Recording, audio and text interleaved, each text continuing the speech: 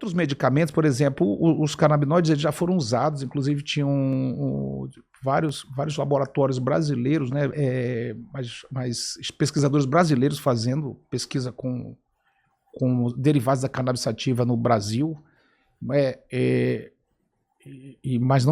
não é possível fazer, porque ela foi proibida, né, na década de 70, então não havia possibilidade de ser usada clinicamente. Mas isso começou, mas outros países já liberaram. Então eu comecei a fazer a utilização disso aí em 2008, né, utilizei alguns pacientes, né, a gente tinha um medicamento que era possível importar da Inglaterra, então eu utilizei em alguns pacientes, mas sempre os medicamentos com canabidiol e THCs. O canabidiol sozinho parece que não tem efeito analgésico. Bom, esses medicamentos eles têm uma aprovação restrita, né? Eles têm uma aprovação restrita. Na verdade, a aprovação médica que a gente tem comprovação só em duas situações. Naqueles pacientes que têm dor de câncer, aqueles pacientes que já tiveram experiência com maconha antes, na vida, né, na juventude, então parece que do ponto de vista cultural não teria assim, uma rejeição a fazer isso, e também pelos efeitos no sistema nervoso central, né, quer dizer, a pessoa fica um pouco embotada e tem todos os efeitos do THC, então os pacientes não reclamam. Então esses pacientes que têm uma perspectiva de vida curta por câncer, certo? Eles melhoram quando se usa os produtos derivados dos canabinoides. Eles melhoram quando tem THC junto. Os pacientes também, alguns pacientes com neuropatia por AIDS, certo? Que fazem um quadro de dor neuropática, principalmente nos pés, esses pacientes também se beneficiam. Então essas são as duas situações, né, que essas situações, digamos que tem evidência de que o tratamento com canabinoides funciona. Os outros já se fez testes, né? Já se fez testes para ver o seguinte, porque como é necessário que tenha um teor de THC razoável para o paciente sentir a melhora analgésica, isso provoca uma alteração cerebral. Então, várias pessoas, por exemplo, pacientes meus falaram assim, eu uso melhor da dor, mas eu não posso trabalhar, porque eu não consigo trabalhar. Então eu fico completamente embotado. Eu não consigo fazer nada.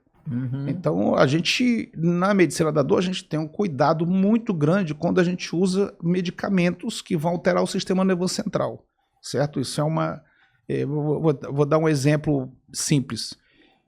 Por exemplo, se a pessoa for usar um anticonvulsivante para epilepsia, a gente via as prescrições antigas, né, do pessoal, dava uma dose alta de anticonvulsivante, a pessoa ia ficar tonta, ia ter náusea, ter uma série de efeitos colaterais, mas todo mundo falava, pô, a pessoa que tem epilepsia, ela já tem um remédio e vai ficar disfuncional 2 ou 3 meses, mas depois vai voltar ao normal, acabou. Então não havia uma preocupação com o dia perdido da pessoa. Quando a gente está tratando uma pessoa que tem dor, a gente se preocupa com cada dia que ela perde de vida por causa da dor. Então eu não vou dar um remédio que eu vou ter bastante efeito colateral no começo. A gente usava antigamente o remédio, qualquer remédio que a gente usava psicotrópico intoxicava a pessoa primeiro e depois ia retirando. Era o que a gente fazia, dava uma dose relativamente alta, ia aumentando e depois reduzia. O que a gente faz na medicina da dor? Se a gente vai usar um anticonvulsivante, a gente começa com uma dose muito baixa e vai aumentando lentamente essa dose, né, até que o paciente tenha tolerância aos efeitos colaterais e a gente consiga chegar à dose mínima, chamada mínima efetiva. Isso demora em torno de 1 mês, às vezes 2 meses. Daí para frente é que a gente vai fazer o teste para saber se vai funcionar ou não. Esses medicamentos a gente usa muitas vezes para dores neuropáticas, né, que são dores por lesões de nervos, ou para como dor de cabeça, certo? Eles funcionam bastante, né? Os antidepressivos, os anticonvulsivantes funcionam muito, né? Tanto que hoje as pessoas que têm dor de cabeça, praticamente todas a gente consegue fazer o tratamento, a tratamento e o controle da dor com esses medicamentos, é uma coisa muito boa, né? Porque se a gente imaginar que isso era motivo de muito suicídio, né? Até a década de 80, as pessoas tinham dor, tinham enxaqueca, não tinha cura. E a pessoa não tinha saída, né? Ela vivia com aquilo ali, ou seja, ela praticamente não vivia, porque a vida era cheia de crises, né? A pessoa perdia vários dias, um mês, por causa de crise de enxaqueca, que hoje a gente consegue controlar. Muitos pacientes com dose bem baixa de anticonvulsivante e dose bem baixa de antidepressivo, nem essas doses para depressão que a gente usa alta, né? São doses menores. E os pacientes controlam a dor de cabeça. Então é um avanço muito grande que foi feito na medicina, porque tem uma prevalência alta de dor de cabeça na população. Então, esse é um aspecto, né? É o aspecto de você querer que o paciente, já durante o tratamento, não tenha tanta comorbidade provocada por efeito colateral. Então, a gente tem um cuidado muito grande, né?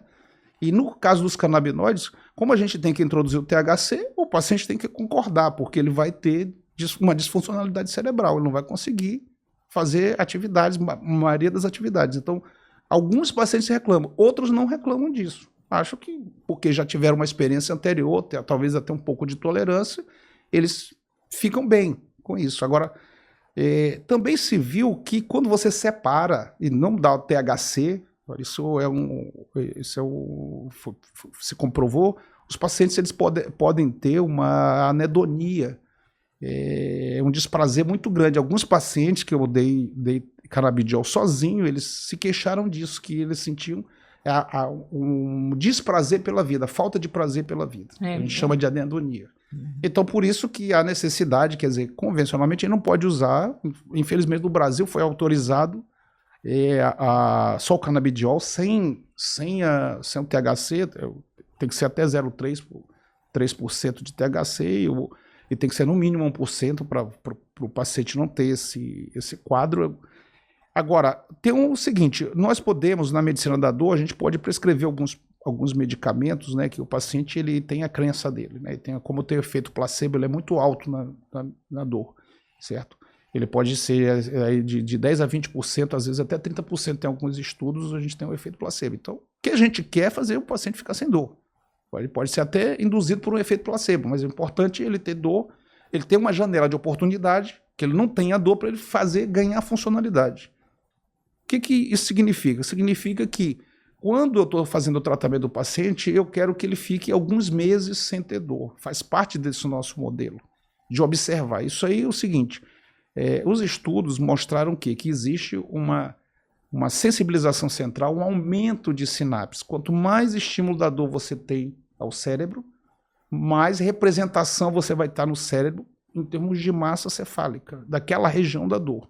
Então, isso vai fazer o quê? Vai fazer com que o paciente tenha facilitação para ter dor. Os processos de tudo que ocorre na dor ocorre rápido, como se fosse a matemática. Se eu estudo muito matemática, o que vai acontecer? Daqui a pouco eu faço cálculos tão rápido que não preciso pensar. Mas se eu ficar um ano usando a máquina de calcular, o que vai acontecer? Eu vou perder as conexões rápidas. Então, se me pediram para fazer um cálculo, eu vou fazer mais lentamente. É isso que acontece para a dor. Eu preciso ter um tempo sem dor no cérebro. Para que eu faça o quê? Para que eu reabilite esse paciente. Eu introduzo a atividade física, uma boa fisioterapia, melhores processos mentais, introduza uma orientação no sentido de mudar hábitos de vida. Se ele tiver com dor, não consigo fazer isso. Então tem que ter essa janela de oportunidade. Qualquer que seja o medicamento, seja efetivo desse ponto de vista, muito efetivo, o medicamento, ou que seja só uma crença do paciente, vai ajudar. O que a gente sabe os canabinoides, quando você tem o THC junto, eles têm uma eficiência analgésica. Quando você tira o THC, não tem eficiência analgésica. Alguns pacientes que eu já prescrevi me disseram que melhoraram. Mas quando a gente faz isso? Quando o convencional ou padronizado não funciona. Entendi. Certo? Por algum motivo. Quais são os motivos que não funciona a escada analgésica da MS? O motivo de falência da escada analgésica da MS. O primeiro deles é se o paciente tiver efeitos colaterais, certo? Então, os anti-inflamatórios podem dar gastrite, pode ter muita contraindicação, as pessoas idosas não podem tomar, os opioides eles têm várias contraindicações e, além disso, tem o efeito colateral. Um deles, o mais prevalente deles é a constipação intestinal, certo? A prisão de ventre, que é difícil de manusear. Por exemplo, a gente já tem medicamentos, certo? Um grupo de medicamentos que bloqueia o efeito intestinal do opioide, mas a gente não tem no Brasil, tem que importar, é caro, certo? Tem 3 medicamentos que já foram lançados nos Estados Unidos, no Brasil não tem. Então, a gente tinha um que tinha um no Brasil, mas foi retirado, né, que é o metinotrexato, ele foi retirado do mercado e não tem mais. Então a gente tem que manusear a constipação dos opioides aqui no Brasil só com laxantes. Praticamente a eficiência é muito pequena, né? E sem contar que é incômodo para o paciente, que a gente vai botar mais um medicamento, ou 2 ou 3, para tratar o efeito colateral do opioide. Então nós temos efeitos colaterais que a gente chama de contornáveis, são aqueles efeitos colaterais que a gente manuseia, conversa com o paciente e consegue fazer com que ele continue utilizando o medicamento, e aqueles que são incontornáveis, certo? Que o paciente não consegue de jeito nenhum usar o medicamento, tem que suspender, certo? Isso pode acontecer também com os medicamentos chamados adjuvantes, o antidepressivo, o anticonvulsivante. Por exemplo, tem pacientes que não toleram anticonvulsivantes, certo?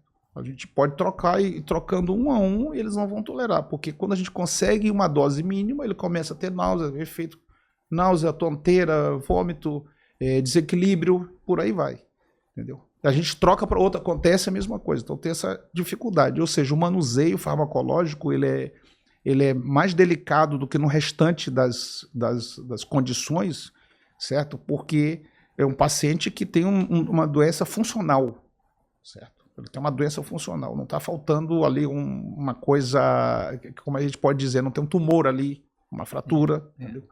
É uma doença funcional, então tem que ter mais cuidado com isso. Agora, o que acontece existe esse boom, né? Toda vez que se lança isso, eu acho que também a indústria farmacêutica ela faz isso, né? Ela induz um pouco o médico a acreditar em tudo. Então a gente tem que, como médico, tem que ler as evidências, ter um senso crítico, saber quando empregar, né? Se não souber empregar, ir devagar, né? Tudo isso. Vamos ver se é se isso é só um boom mesmo, né? Se for para tratar, a gente vai saber, isso vai permanecer.